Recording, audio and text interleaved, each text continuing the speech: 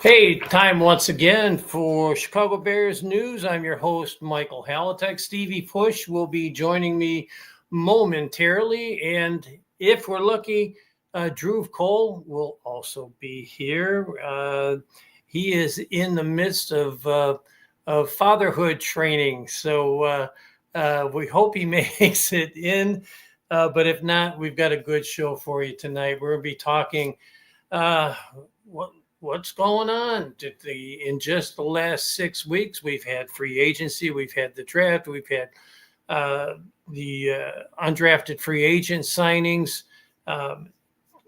any major trades, stadium news. Hopefully it'll be good news for Arlington Heights.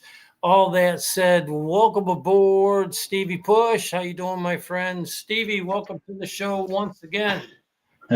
I'm doing good, Michael. Thank you for having me once again, as always. It's always a pleasure. We're missing Drew, but fatherhood takes precedence. Hey, you got to build a championship somewhere, right? It all starts with one, right? Yeah. What's new and exciting in Stevie's world? Nothing much. Work, vacation coming up. I just came off of vacation.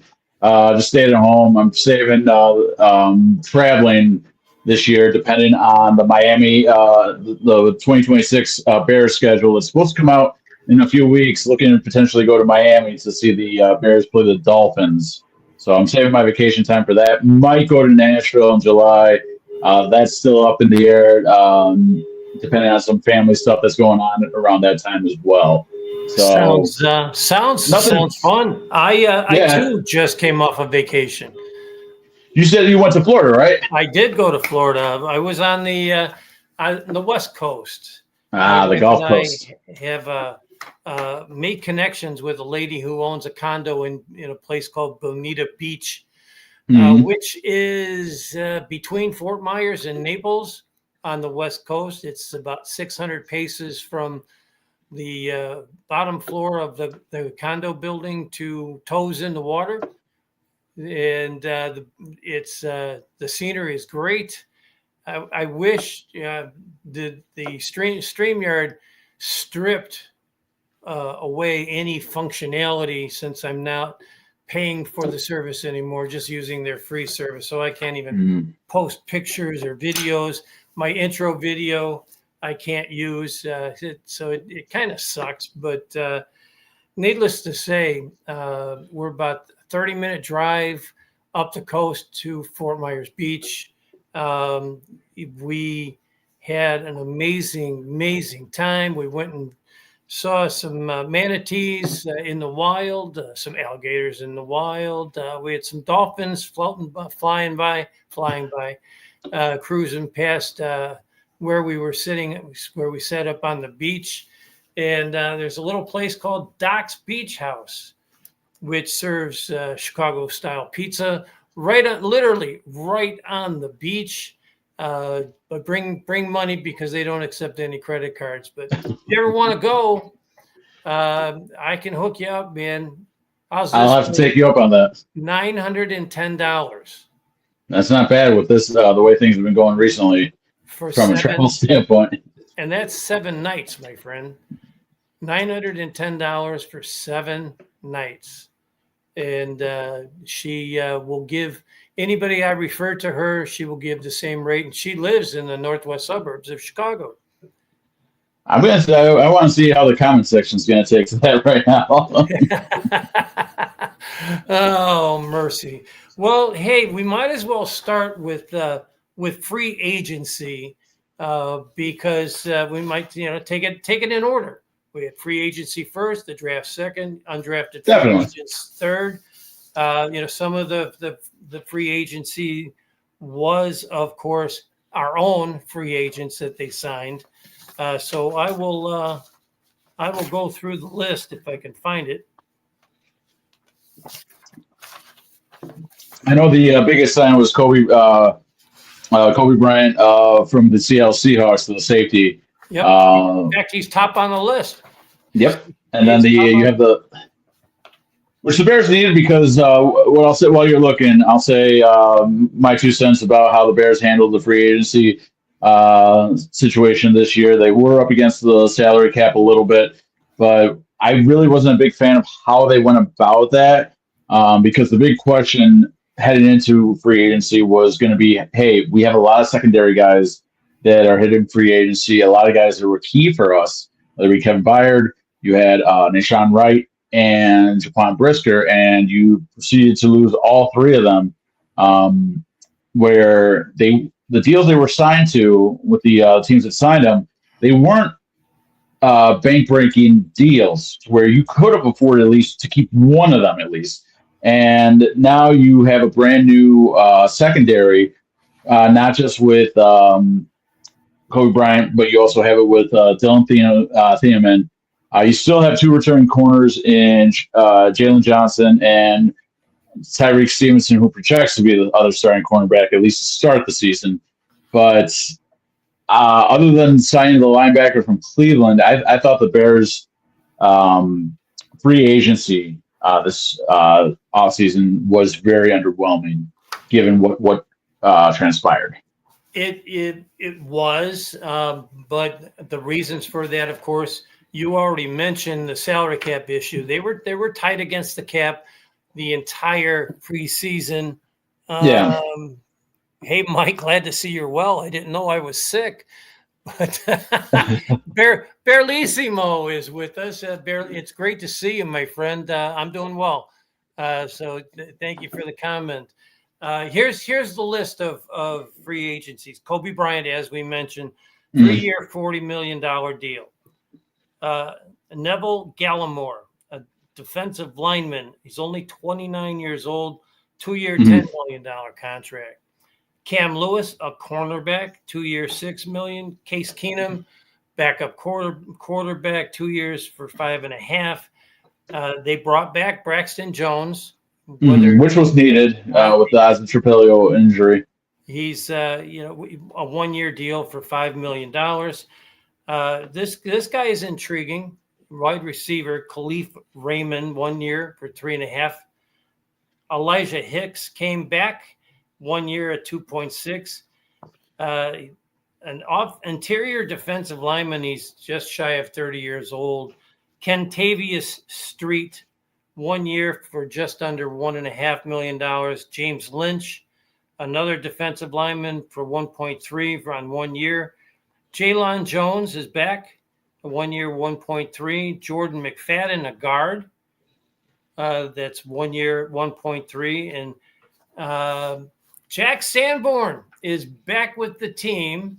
All right. I like the move. It's a 1-year deal for only $1.2 million. And,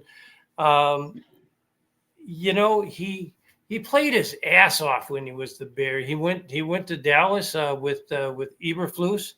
Eberflus is gone. So now, of course, he came back home. And, obviously he's familiar with the team. He's familiar with the neighborhood. He plays his ass off, and I think he's a good depth piece. Yeah, and I always liked Jack Sanborn. I liked him during the Bears rebuild under Matt Eberflus.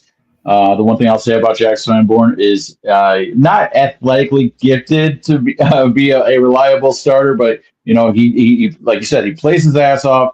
He knows the system, and that's the big thing right now is coming from Matt Eberflus' defensive scheme to Dennis Allen's defensive scheme. The great thing is they follow the base cover 2 defensive style, which is a seamless transition for Jack Sanborn. It's going to allow the Bears to have an extra depth piece that has experience playing and familiarity with playing in the defensive scheme that they want to run, especially with TJ Edwards. You don't know how he's going to come back from that horrific injury he suffered against the Packers in the first round playoff game. So it's just something that, yes, the Bears did good from adding depth to making sure they have depth heading into the season. But the one big thing, whether it be for from the free agency standpoint, is that were you able to replace the impact starters that you lost with other quality impact starters. And from a free agency standpoint, I don't think the Bears were able to accomplish that. Interesting points, but counterpoint to what you were talking about is specifically with the defensive backfield. Bears sucked in passing. They gave up more yards. Their tackling was weak. Especially when Jaylon Johnson and Tyreek Stevenson weren't playing at their peak, and Kyler Gordon often injured. They needed to do something, and they went this direction. And I guess the one thing that I can say about the moves that they did both in the draft and in free agency is they went after the guys that Dennis Allen wanted in his scheme. And quite frankly, the guys that played in the scheme last year, just look at the Cincinnati game. That was absolutely brutal in terms of what they were able to do against the Bears defensive backs. And, Joe Flacco, to his credit, he literally tore them up. He almost did a Caleb Williams to Caleb Williams Bears, in that come from behind. If it weren't for that miraculous throw and bouncing off of defenders, and Colston Loveland scored with a few seconds left to snatch victory from the jaws of defeat. That could have been one that went the other way. And you have to put the full credit on Caleb Williams' shoulders for that win, as well as the many other exciting come from behind fourth quarter wins that the Bears had last year. Well, when I say impact, I want to just clarify something, because you do bring up a good point. They weren't statistically good from stopping opposing offenses, but what they did to counteract that was create turnovers. You lost two guys that in your secondary that generated over 6 takeaways, each of them, whether it be Kevin Byard or Nahshon Wright. And the thing is that you could have signed what I get hung up about is like, hey, you know what? Yeah, statistically they weren't the best, but you know what? They were coming up with key plays when you needed those key plays the most. And Ben Johnson said it himself. We're not going to. This isn't repeatable. This isn't sustainable. But the what I get hung up on is the fact that yes, it isn't sustainable, but you could have at least brought one or two of those guys back. After seeing what those guys signed for in free agency, and it's a lot easier to bring someone that's already played in your system back. Hence, Jack Sanborn, who hasn't played with Dennis Allen, but he knows the system, back compared to having to teach someone new, which we'll see what happens this year. So, yeah, and like I said, if he doesn't start, he's a good depth piece. Right? Yeah, Jack Sanborn's teams too. Yeah, I like Jack Sanborn. He's going to provide you. He's never going to get beat because he's not in the right place. He might get beat from an athletic standpoint, but from knowing where to be, lining up defensively, he's going to be just fine. Hey, Berlissimo, throw some comments down about what your thoughts of this free agency class, what you think of the free agency class.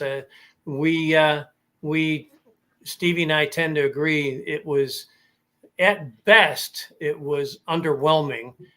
So I'd like to hear what you think about that. And while we do that, let's take a look at this draft that the Bears came up with, and I will tell you that Dylan Thieneman was not on my bingo card as their first round selection, but when you take a look at the entire body of the 1, 2, 3, 4, 5, 6, 7 draft picks that the Bears did have, one thing that just screams at you when you take a look at this group as a whole is athleticism. Yeah. I mean, I like, I have a lot of positives with this draft, and I'll get into the negatives in a little bit, but the one thing I like about this draft is they found guys that could, whether it be Thieneman, who when the Bears drafted him, and after the draft, they announced the draft pick. They showed the highlights. I saw a bunch. I saw his highlights, and what name popped up in my head watching those highlights? Tell me. Brian Urlacher. Brian Urlacher is on record saying he absolutely loves Dillon as their first round pick, and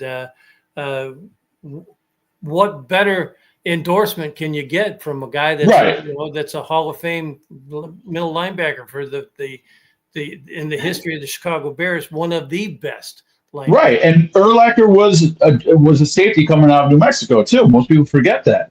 I'm not saying that Thieneman's going to be the next Brian Urlacher, but looking at the highlights, his speed and his desire, not just to like ball hawk on when defending the pass, but to get in the trenches and stop the ball carrier on running plays with such force that he does it at.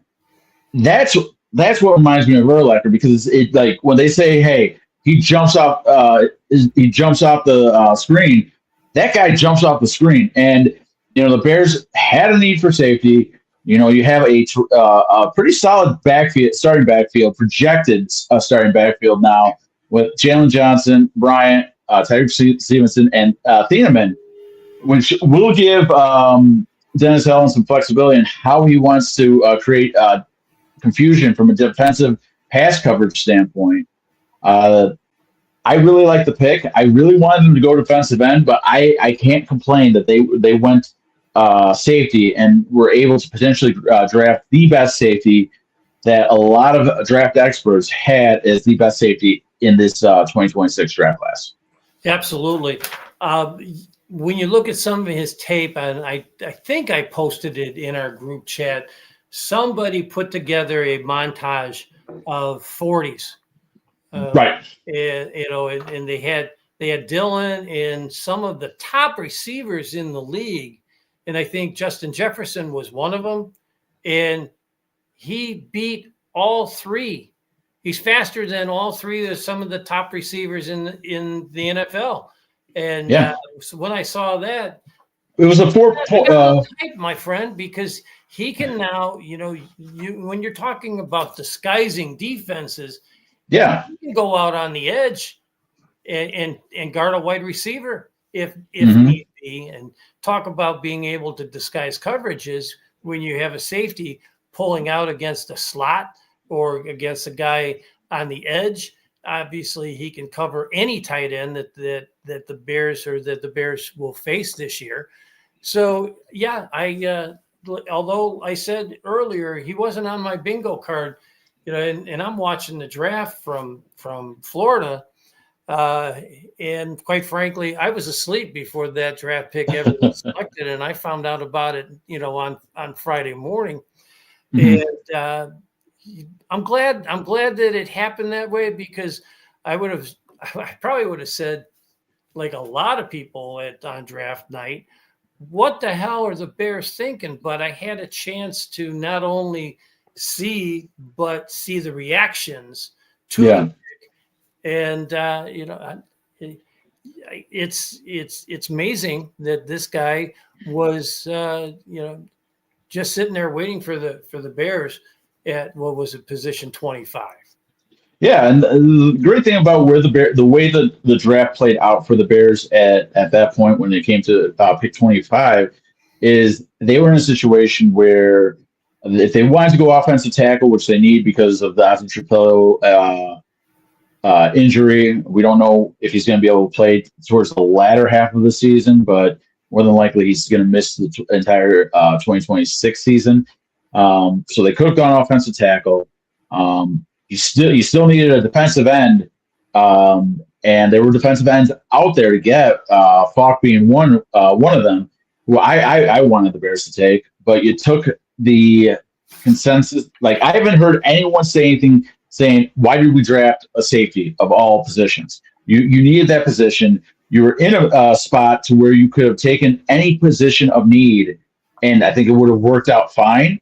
you might have had some detractors, whether you would have gone offensive tackle or defensive end in that position, because like whether it be defensive end or offensive tackle, some people say, "Oh, I wanted this guy; they should have taken that guy." With Thieneman, I haven't heard anything of anyone saying, "Why did they take Thieneman instead of this safety?" Have you? No, not at all. So that shows me that you aced it. Shoot, I can't think of the guy's name. He's always on the NFL Network and Mike Mayock, Mel Kiper, Rank. Adam Rank. He loved the pick. Urlacher loved the pick, and like I said, I haven't heard anybody bash the pick, even though it was perhaps a little shocking Thursday night when his name was called. It's not like 2017 when the Bears drafted Mitch Trubisky and let Patrick Mahomes slip all the way to Kansas City. Or Shea McClellan, drafting Shea McClellan or Chandler Jones, right? Yeah, we could have a whole show about missed draft picks. And we probably wouldn't have enough time if we stayed on the air for 2 hours and still not have enough time to go over all of the ridiculous draft mistakes that the Bears have had throughout the years. And I've suffered through a lot more bad drafts than you have. Give me a few more years. Oh, mercy. All righty. Who's our next draft pick? Logan Jones with the 57th overall pick from center from Iowa. And this was obviously necessitated by the somewhat sudden retirement of Coleman. And that I haven't even, and I still haven't heard a reason. I haven't heard Dahlman speak to why he retired when he did. But I've heard stuff said on Twitter, but I don't, I think if Drew was here, I'd feel a little more confident talking about it. Just because, he always knows how to back me up on those things, whether I'm right or wrong. But I mean, yeah, I like the pick. I had no issue with that pick whatsoever. Do you want me to jump in? Do you want me to elaborate, or do you want to get? Please elaborate. So the only thing that I want to say is, I have. There's been a couple of people bitching and moaning. Twitter wouldn't be Twitter, or X wouldn't be X without some people bitching. But he wasn't the best center available. How do we know? There's nobody that has a crystal ball that says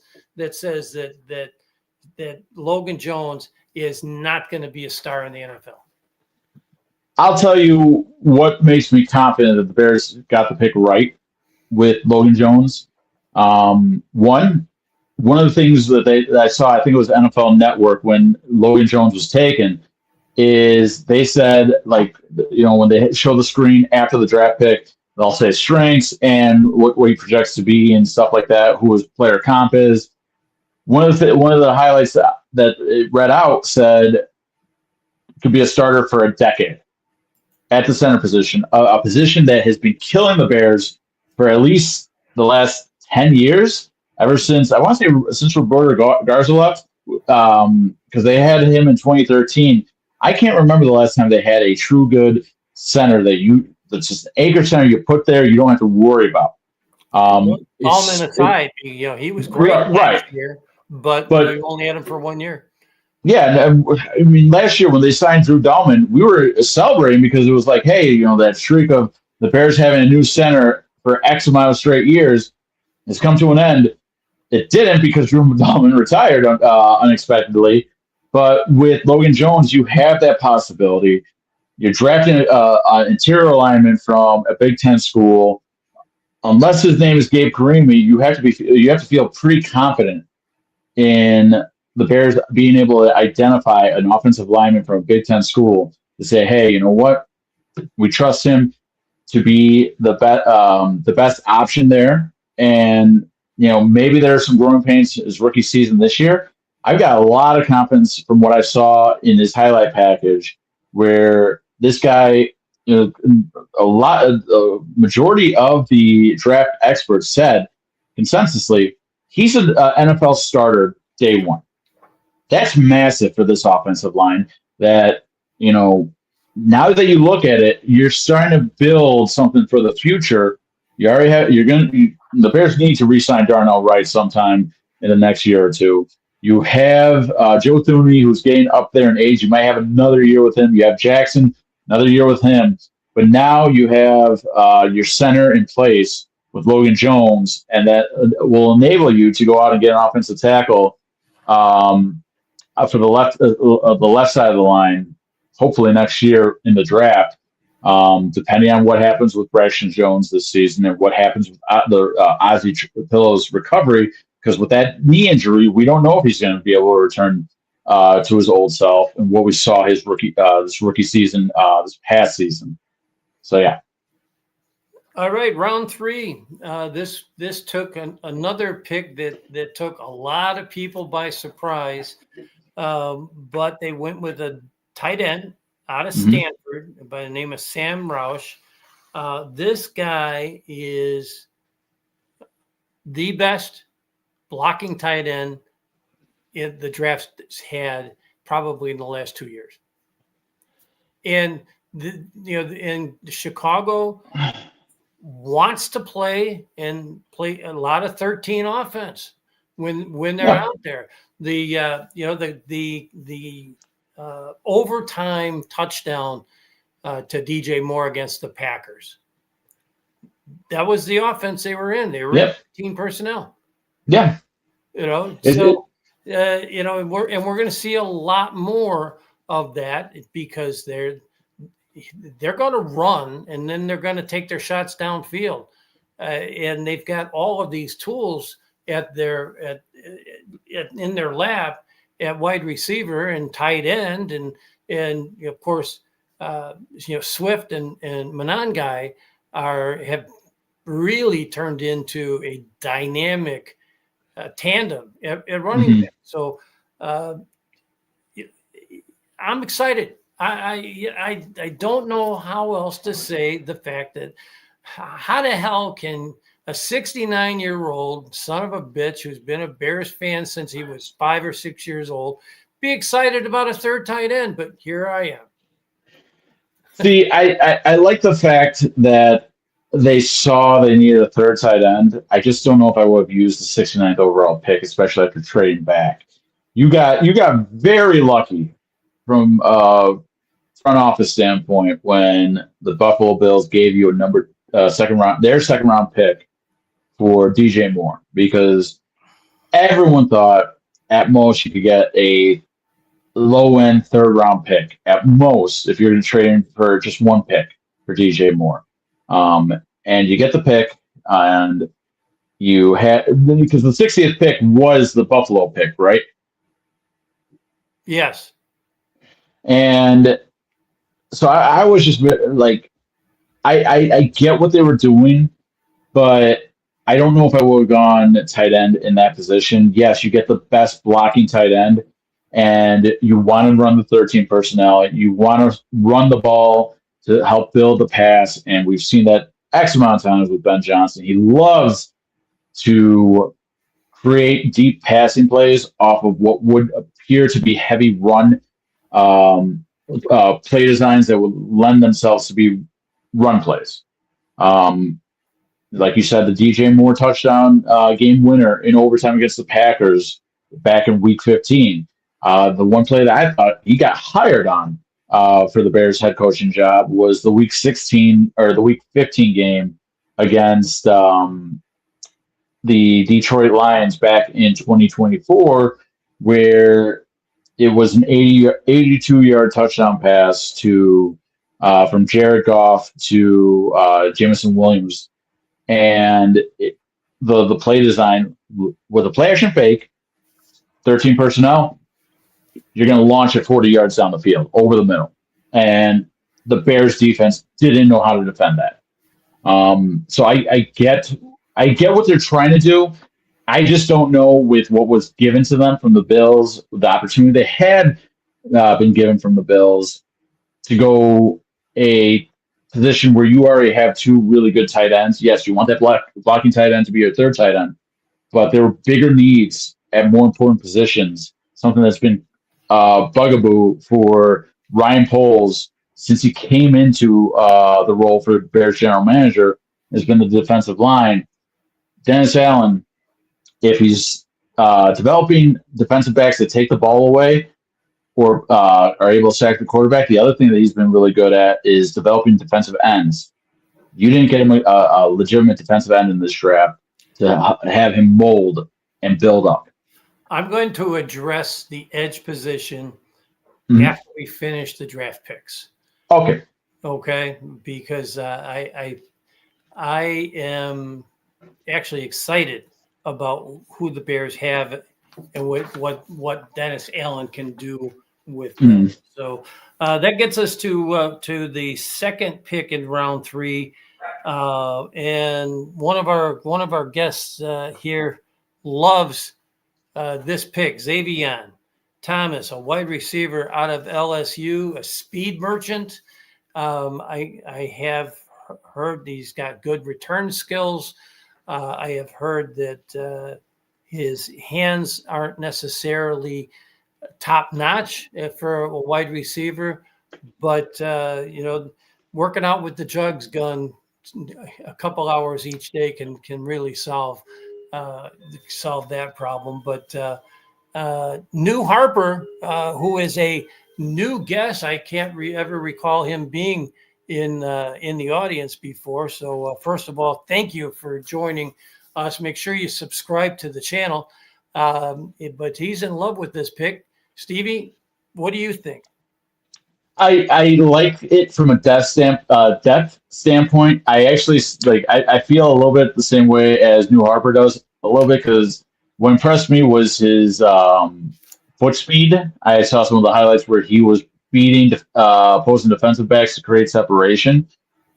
He does look to be a speed burner. The Bears did need depth at the wide receiver position because they have Rome Odunze, they have Luther Burden. Khalif Raymond is a nice pickup from more of a special teams standpoint. He knows the Detroit Lions, Ben Johnson's offense from his time with Ben Johnson when they were in Detroit together. And so I like where Thomas fits in from especially a slot position, because we were wondering, hey, if Luther Burden is going to be the starting wide receiver and playing more on the outside this upcoming season, who's going to be the slot guy? Because, you got Rome as the big body wide receiver, Luther Burden as the deep threat, big play guy. Who's going to be a little bit of the underneath guy, the guy that runs the 5-10 out pattern, is able to beat a linebacker via slant over the middle. And you have that now. It'll be interesting to see how they bring him along, because the question is, was he worth being a third-round pick, where some draft experts had him going in the latter part of the draft, if not being undrafted. So it'll be interesting to see. I give the Bears, this is one pick where I'll give the benefit of the doubt to Ben Johnson, because they did really good with their wide receivers last year, especially developing guys that you really didn't think were going to be big play contributors. But with Ja'Day Walker towards the end of the season, they kind of earned their ability to make the pick on this one, earn people's trust to make this pick. Yeah, you're absolutely right, and you finally mentioned Ja'Day All Day Walker, who was every preseason Bears fans fall in love with an undrafted wide receiver. It happens every year. And that last game, I can't remember who they played in their last game. The Chiefs. It was where he got the game-winning touchdown with less than 30 seconds left from Tyson Bagent. He absolutely was in not just the touchdown, but the entire drive. He was absolutely stellar, and that that got him on the practice squad at least, and he made a name for himself. And of course, he caught the the game-tying touchdown against the Packers that led to DJ Moore's overtime thriller. So you've got, and I printed up, he's a friend of the show. Actually, I invited him on the show but he didn't. He couldn't make it. But Jacob Infante had actually posted a much too early 53-man roster already, and you really can't argue with his wide receivers, who are Luther Burden, Rome Odunze, Cliff Raymond, Jade Walker, and Xavier Thomas. So I wish he would have been on so we could talk a little bit more about his 53-man roster, but it is what it is, and maybe we can get him on a show in the near future. So we move along to round 4, and they addressed the defensive secondary again with Malik Muhammad, a cornerback out of Texas. I like this pick. I thought it was a really good pick in the 4th round. The one thing that stood out from what I read about him was that he projects to be an NFL starter. And something that, if you're finding that in the 4th round of the draft, that's where you, as a front office, as a scout, as a general manager, that's where you really make a name for yourself, is being able to find talent in the from the 3rd round on.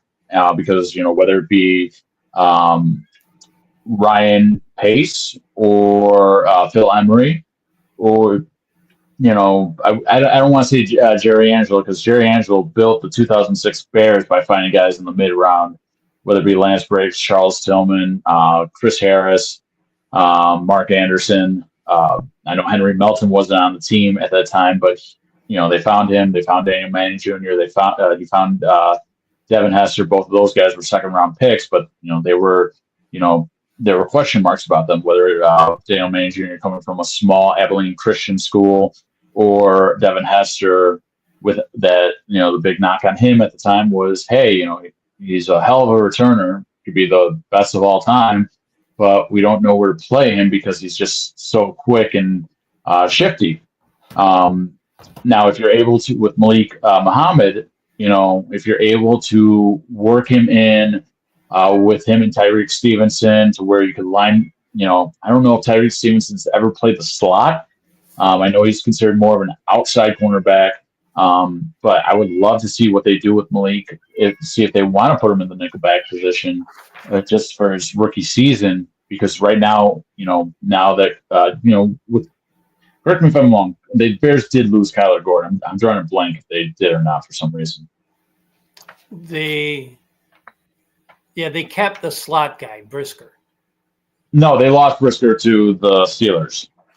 Well, let's. I just happen to have my iPad here. I can look up the Bears. I don't know why I'm drawing a blank on Kyler Gordon of all people.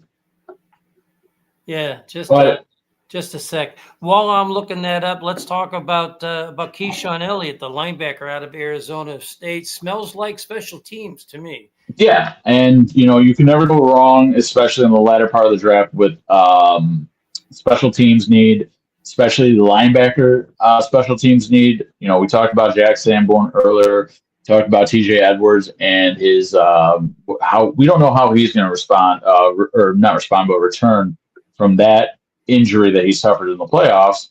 So you need as much depth as you can get, especially if those guys, if they don't project to be starters, you got to play special teams. And I trust them to find, they've done a good job finding depth pieces and special teams pieces.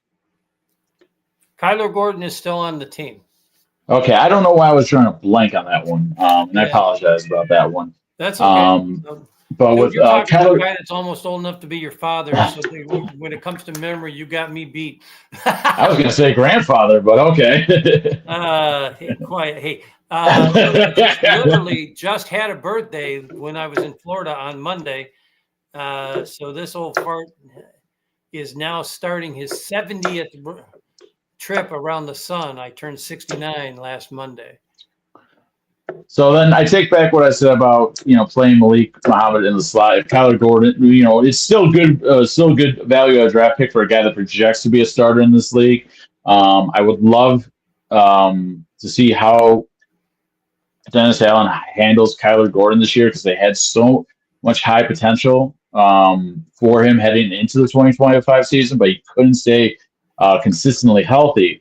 So, yes, they needed to add some depth, whether it be with Muhammad and the linebacker they took after him.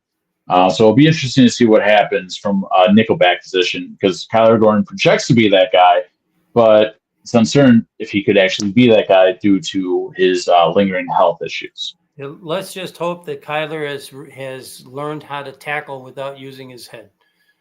That too. The last pick, I'm absolutely in love with Stevie. Didn't know who he was when he got drafted, but Jordan Vandenberg, a defensive tackle out of Georgia Tech. When you see his film and what he can do in the weight room, the man simply is a freaking beast. I'm all for that. I would like to see what Dennis Allen could do. He's projected to be a defensive tackle, correct? Correct. Right. And, that's great because you can never have too much defensive line help for a cover 2 defense. My only concern is why did we wait that late in the draft to address it? Because, you have some questions, especially the interior line. You don't know what you're going to get from Gervon Dexter because last year was a little bit disappointing. The defensive line was the reason why you struggled against the run so much, especially the interior. You lost Shamar Turner and Dio. I'm getting tongue-tied. Dingo, whatever. Yeah. And so he's going to be back. Shamar Turner is supposed to be back. Grady Jarrett is supposed to be back. It is. There's pieces there. Now, what can Dennis Allen do with them? Right. That said, now we'll talk about the edge. Okay. Mm-hmm. Booker got hurt early on. Mm-hmm. Right? Yes. He came in. Montez Sweat struggled early in the season. He did. When Booker came back, all of a sudden, Sweat's numbers got a lot better. He got more than half of his sacks in the last 6 weeks of the season. Mm-hmm. Booker had all of 1 sack the year before in his rookie year, and I think he ended up with 4.5, 5.5, yes, somewhere in there. And yeah. If you have seen pictures of Booker, what he's done this offseason, the man looks like frickin' Adonis. He has put on 10 pounds of muscle. The guy is absolutely ripped. And that's why I'm thinking, and I think that Ben Johnson is on record saying that he expects big things from Booker this year after a full year of tutelage in Dennis Allen's system. So I think we're going to see a big surprise out of Booker this year. I hope so because I like Austin Booker. I like the pick in the 2024 draft. We saw what he was doing in the 2024 preseason. I think he recorded back-to-back multi-sack games against the Bills. I can't remember who they played in that second game. That was the Bengals that they played that second game, that home game. And they played Miami too, and he was a beast against Miami in the preseason. Yeah, I think he had 3 sacks in the preseason opener of this season, of last season. Sorry, but the thing was that where was the transition to that on the field? Grant, he was injured. He still played well once he came back. My thing is like, I wanted the Bears to do something big at defensive end. And you speak for every Bears fan on social media when you say yes. Everybody expected that. And this is why it matters. And this is I'll explain it for multiple reasons. Ryan Poles whether with Matt Eberflus or Dennis Allen, from a defensive scheme standpoint, they've been playing the cover two. The cover two is predicated on defensive line pressure because you're able to drop your back seven into coverage. Your linebackers are able to guard against the tight ends and have running backs coming out of the backfield for the swing passes. Your defensive backs are able to take away the wide receivers. But that's all predicated on what your defensive ends and defensive tackles can do. Name one guy that Ryan Poles has drafted that since he took over that has been an impact starter on defensive end or defensive tackle. You can't answer the question because right. There is none. That's the whole problem. That's the reason why he had to give up a number 2 for Montez Sweat, that was a great trade because Montez Sweat has played well in his 2.5 seasons with the Bears. My issue now is, you don't have a solid 3 technique defensive tackle to pair with him. If you don't have that, you got to have a second defensive end to close the pocket and force the quarterback up. He hasn't done that yet. The Austin Booker pick in 2024 was nice. Austin Booker was getting pressures in his rookie season, but he wasn't finishing the job. The last 2 seasons for Ryan Poles, 2024 and 2025, were supposed to be seasons that where big things were expected. But they weren't able to do that because they didn't have a second defensive end, someone that you could pair Montez Sweat with to say, hey, you know what? Opposing offensive lines are going to take away our best defensive end. All right, you're going to leave this guy in single one-on-one and blocking. Have fun at it. He's going to register 7-8 sacks throughout the season if you keep on doing that. You're absolutely, Stevie. You're just nails on. You're right on with your assessment, and I don't think anybody that will see this show could argue with. But here's the other thing, though. This is where, especially with what happened in the draft. I apologize for cutting you off. That's okay. You're in a championship window right now.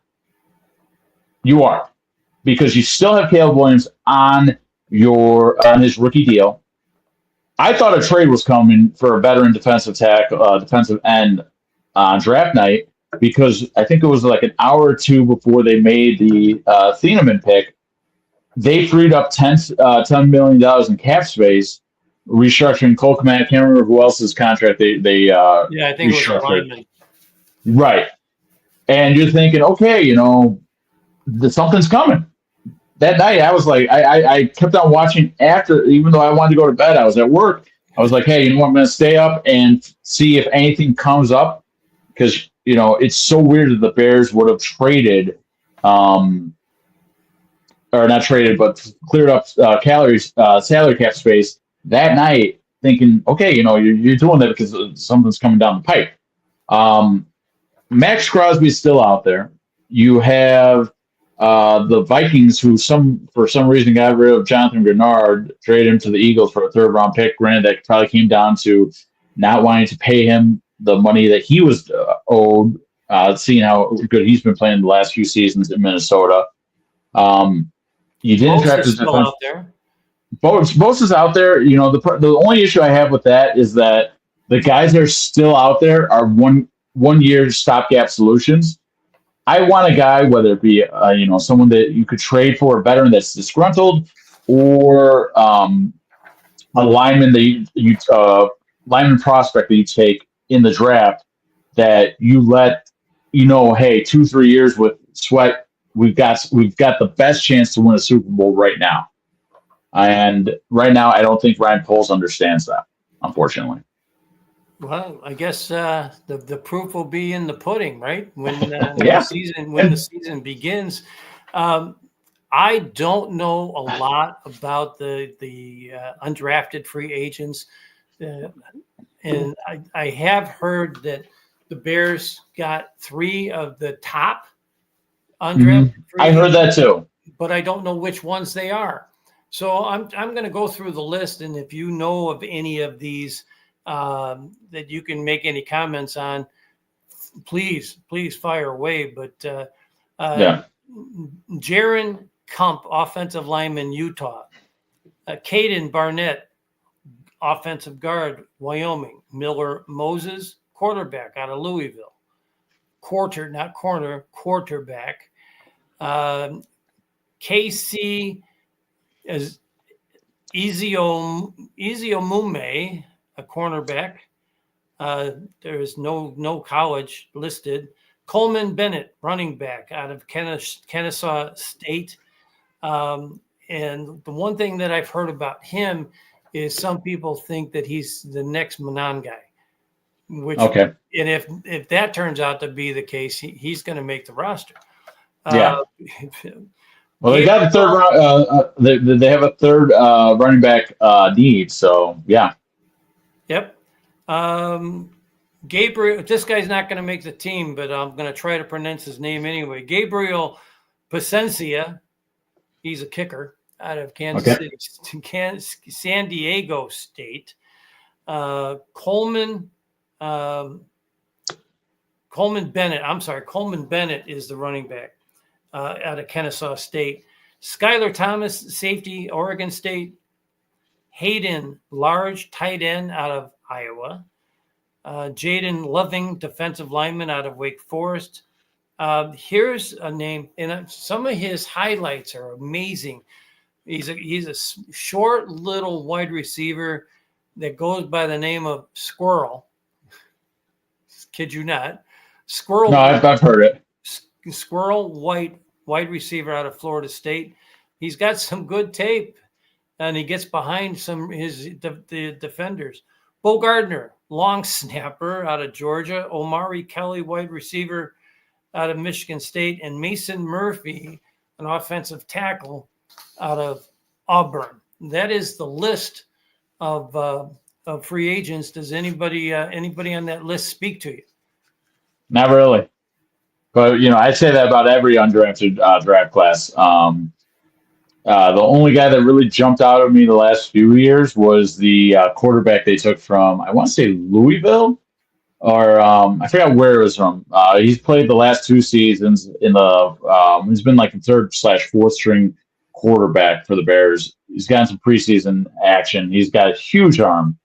I'm drawing a blank on his name too. That was the last. It's Austin Levy or something. But I thought, with the way he played, I thought that they would have been able to free up Tyson Bagent for some draft picks with the way he played the last 2 seasons, given their success with finding Tyson Bagent as an undrafted quarterback. Same thing with this guy.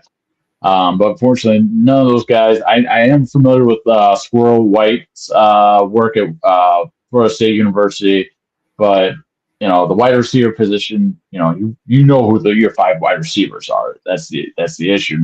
He'd make for a nice practice squad guy if one of those guys goes down. But nothing really jumped off when you listed those names for me, unfortunately. Not to say any of those guys can't be something for the Bears. Yep. So next up for the Bears is rookie camp, OTAs, and the mandatory mini camp. Training camp dates have not yet been announced. And then, of course, the schedule, rumors are the NFL schedule will be released either in 13 or 14 days, Wednesday or Thursday. Looking between the weekend. Right. You're looking between the so the way it lines up. Yeah, 13th and the 14th. I think we'll probably know in the next week if the Bears are going to be playing the Seahawks in the NFL season opener Wednesday. I think September 9th, is it, in Seattle? Why is it Wednesday this year? Because they're playing a game in Australia that the following day. I think it's the Rams and 49ers are playing in Australia down under. And then you have are we going to have the Friday night Brazil game that weekend too? I don't know off the top of my head. I think they might have. I forgot what happened with that because I think it's. I know that the reason some of those foreign games, they have already announced who the opponents would They be. have, yeah. Not all I know of them. I want to say the Cowboys are taking on someone in week 3. That might be the Brazil game this year. If I'm Um, not mistaken, I think it's a record 8 games yes, on foreign soil this year. yes, It's almost as bad as extending the NCAA playoffs to 74 teams. yeah. But that's another story for a different show. All right, here's what we have for off-season workouts. Actually, the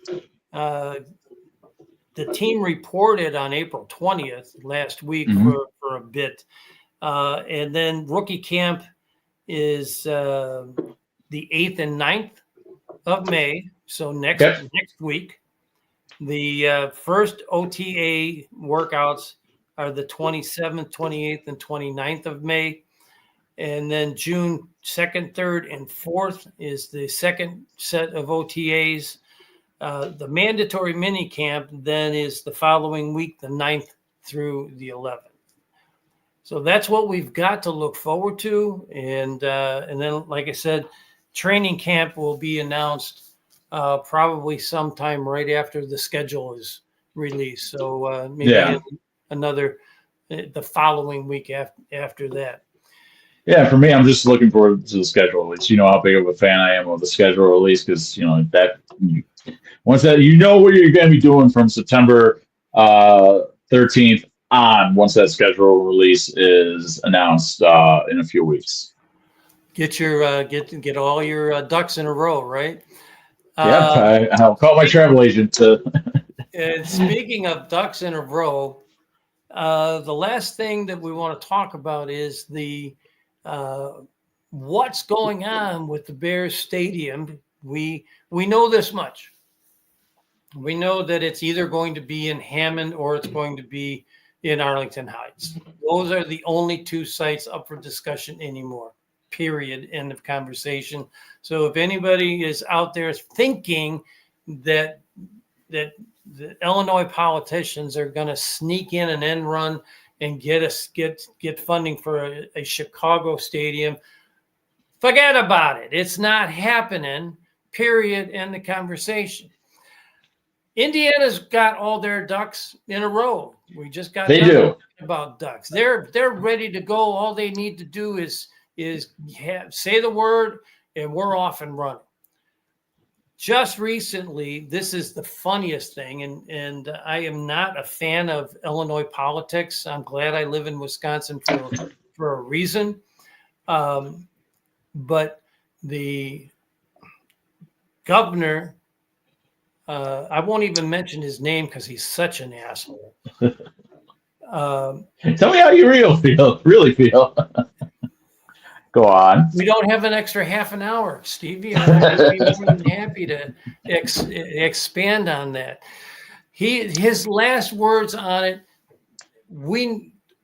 The government, the Senate, whatever, the committees need to really get this thing done.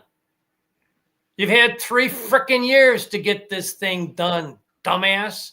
And now because you've got a gun to your head, you're going to say, "Oh, let's get this done," when it could have been done.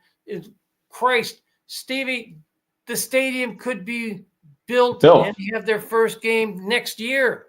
That's how much we've had a delay. And you're probably thinking you might see the stadium open in 2030 now.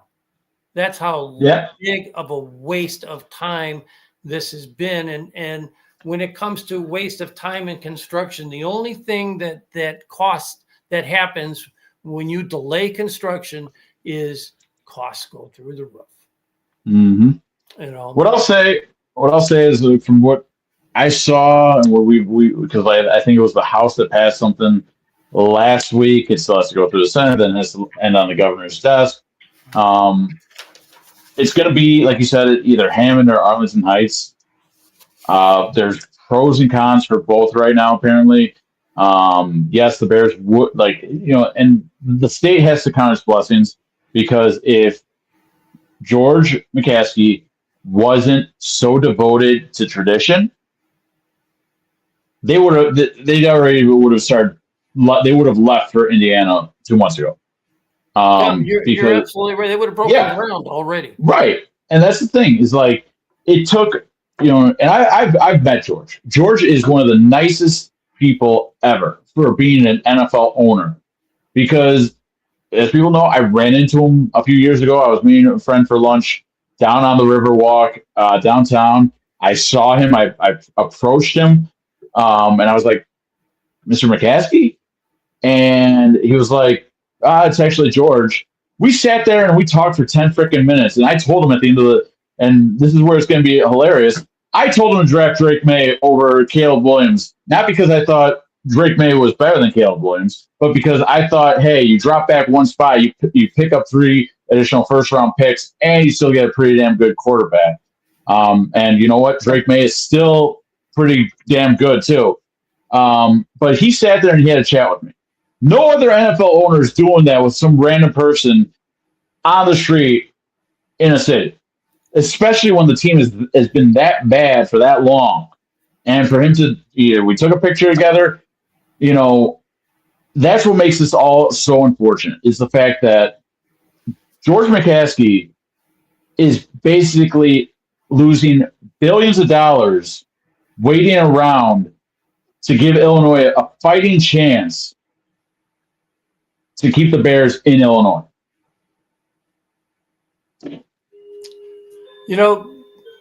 Before you were born, George Halas had a deal on the table to build a stadium at Arlington Park. True story. True story. Now, was that before or after Arlington Heights, the racetrack burnt down in the middle of the night suspiciously? It was before. This was in the 70s. Oh, okay. This was way back in the 70s because he didn't want to play at Soldier Field. He didn't want, he wanted his own stadium. The ownership, ironically, the ownership of Arlington Park at the time was Madison Square Garden Properties. And guess what the issue was? Lack of funding. Surprise. Then Michael McCaskey approached Dick Duchessois, who was the owner of Arlington Park. I believe that was after the fire about the property. And that fell on deaf ears when it came to funding. So now here it is in the 2020s, 50 years away from George Papa Bear's dream of building a stadium in Arlington Heights. And what's going on? The Democrats in Springfield have their thumbs up their ass, and they're about ready to lose a enterprise that will bring in billions of dollars in tax revenue. And that's why they're talking now. That's why they're talking, because they didn't think George would have the cojones to say, hey, we're going to move to a different state. And when he brought that idea up, how fast did Indiana be like, do you want to come here? I mean, we got the Colts, but hey, 2 football teams are better than 1, especially a charter franchise. And the fact that, this is what boggles my mind, is the fact that you have a chance to give the Bears a dome. You have a chance to not just have a beautiful stadium for a team that's about to entering their championship window, but what the Bears want is what every other NFL team wants: an indoor stadium to where not during football season you're making your money. You're making your big money during the off season. NCAA college football playoffs, bowl games, probably the Big Ten championship, potentially the NCAA championship, Final Four games, national title games, concerts, Hey, think about it this presidential way. conventions. You Yeah. name it. It's You all, could have Taylor it's Swift all, come play in Chicago in December. People will go to see that. yeah, you're absolutely right on. And You're going to double your money, and it comes down to politics, unfortunately, and it amazes me that they're wasting time, because the more time you waste, the more money you lose. you've got a And fan club. yeah, I got it's an amazing fan club. Thank you guys for listening. Is it the guys from the firehouse, I'm assuming? Oh yeah, they're going nuts right now. Yeah, they are. They're, but hey guys, this channel isn't this channel without Stevie on it. So please, while you're here, hit the subscribe button so you know when new shows are coming on board. So and of course hit the like button, because that also helps the logarithm to get this show out in front of more Bears fans. Last words for your fans. No, I mean, the guys at the firehouse, especially first shift, second shift, third shift, all three shifts, all the guys at Engine 70, Truck 47, Engine 59 are great guys. It's been great working with them, especially with stuff that's gone on. And if you can, I wish I would have posted something in the link also. If you see something online for the Michael Altman, for a charity to support the Michael Altman family, please do. My thoughts and prayers are always with the family, especially after his unfortunate passing back in March. But from a firehouse standpoint, I'm blessed to work with tremendous people that I get to go to work with every day too. And I know they're. Go ahead. Go on. I was going to say it's great to see all these guys coming out to support you, man. Hats off to you, and hats off to the firehouse. Did you say 60?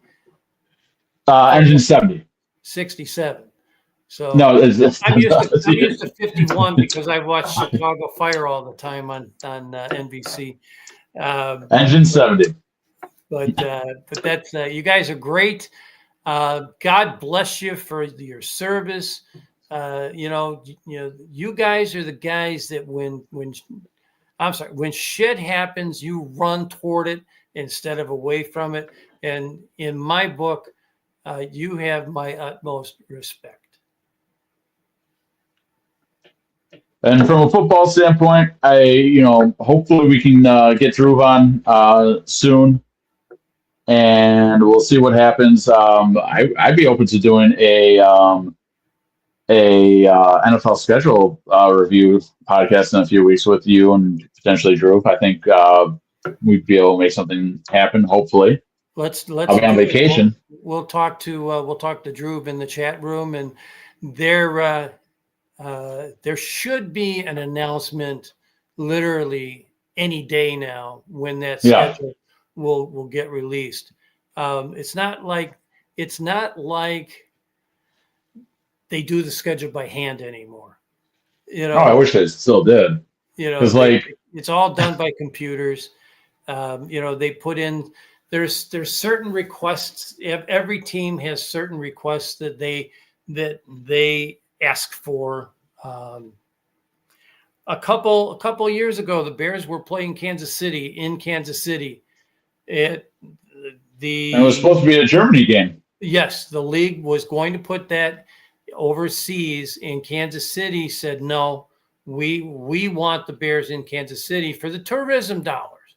Yep.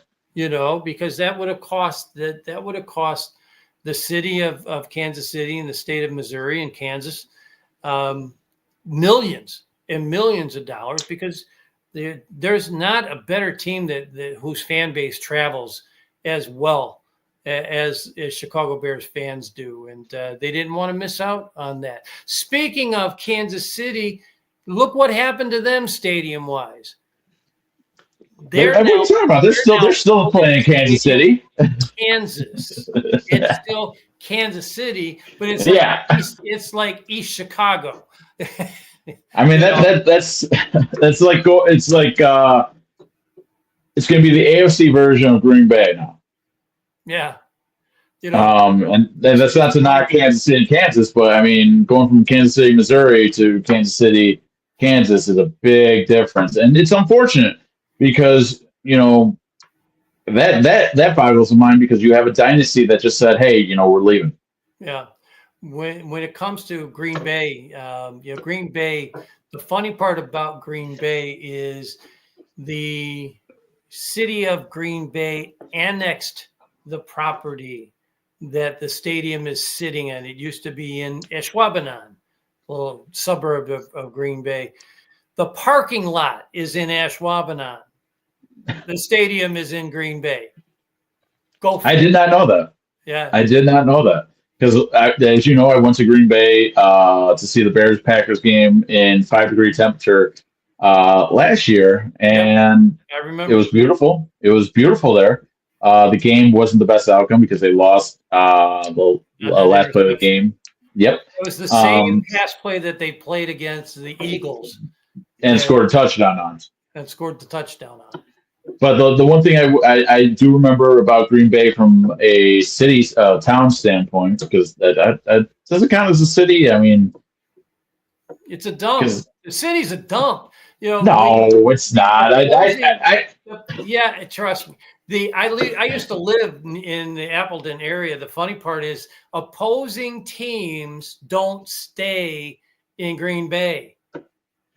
Where they stay in Appleton? They stay in Appleton at the Paper Valley Hotel, and then it's a 30-minute bus ride or more to get to the stadium from. That's one thing I will say about getting into and out of the, especially getting out of the stadium. I mean, granted, I was on a charter bus, so we got there probably around 11 o'clock before, and it was a 3 o'clock game, so we got in there, before the cars really started to come in.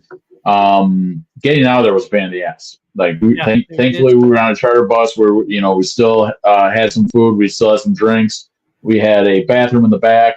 So, and thankfully the bus had TVs to where we could watch. I think it was Remember the Titans that we were watching while we were waiting for the bus to make its way to the highway. I think we were halfway through Remember the Titans before we actually got back on 94. Which when we were coming off of 94 to the stadium was like a 5-minute drive. Turned into about a hour's wait to get on the highway. Yeah, it's and you think bottlenecking in Chicago is bad.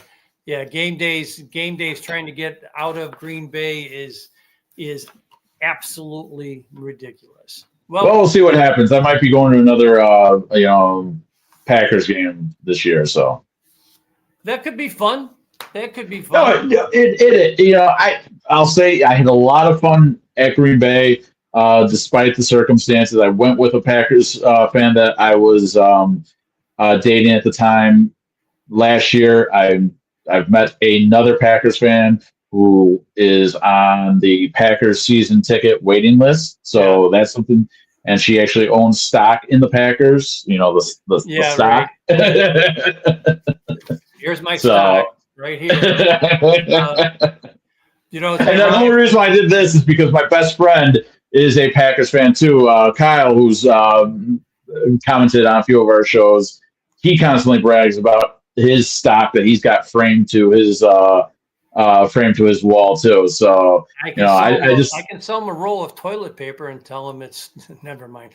I'll take the toilet paper. My wife is a Packer fan. I don't know if you knew that, but her family, she comes from a family of Packer fans. When I first met her, she didn't know a first down from a touchdown, but now she does. All right, my friend, we'll see you in the chat session. All the guys from the engine company. Really appreciate you coming on board and giving Stevie his props because thank you guys too for tuning in. Everyone, not just you guys at the Firehouse, but everyone that tuned in today. You guys make it a very interactive show, so I want to say thank you. We hope to have Drew back soon as well, and maybe a special guest with Drew. I'm all for the special guest. I've got 2 special guests, but they haven't learned to come down the stairs yet. One is 6 months old, and the other one is Today she turned 16 weeks old. So my 2 new puppies that are. I mean, my special guest was here in the room with me. I don't know if you heard her meowing, but I did not. when And the I even Bears have my play hearing aids in. when the Bears play the Panthers, I might bring her in because she's Pippa, my cat, is no joke a Panthers fan somehow. So I've got pictures to prove it. Anytime I put a Panthers game on the TV, she will sit and watch the Panthers for some reason. That's hysterical. All right, my friend. We'll see you in the group All right. session. You have a great night. Again, thanks to the engine company, the 70 Bulldogs, I guess you guys are called. Not the And we'll see you probably in 2 weeks, same bat time, same bat channel, Thursday night, 7:00, with the going over the 2026 schedule. Not only the Bears, but the entire NFC North. Any good games that are, some good key games, primetime games, etc. There's going to be some good matchups in all of the foreign soil games. So it'll be a fun show when we finally get the schedule revealed here in hopefully 2 weeks from yesterday. With that, everybody have a great night, and we'll see you all soon.